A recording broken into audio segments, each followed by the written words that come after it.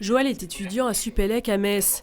Aujourd'hui, il doit présenter l'un de ses projets à l'oral, mais avec le confinement, c'est par visioconférence qu'il fait sa présentation. J'ai fait une présentation justement cet après-midi par rapport à un cours qu'on a eu dans l'année. Certains professeurs ont dû adapter les modalités d'examen. Par exemple, l'un des examens que j'étais supposé avoir en début de semaine, le prof est en train de mettre en place une évaluation par QCM en ligne pour pouvoir nous donner une note. En soi, pour s'occuper, vu que l'année n'est pas finie, on continue toujours d'avoir des cours à distance. En temps normal, ils sont 2 à se partager la chambre. Mais aujourd'hui, des étudiants comme Joël, il n'en reste que 10 dans cette cité universitaire sur les 350 résidents.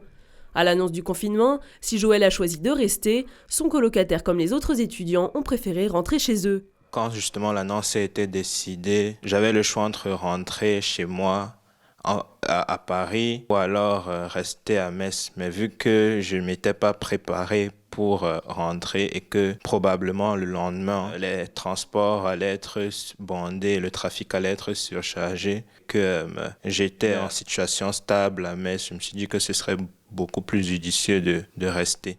Pour éviter les rassemblements, les salles communes ont été fermées par l'administration de la résidence. Si chaque étudiant est confiné dans sa chambre, il continue à se voir de temps en temps, par groupe de 2 ou 3 maximum.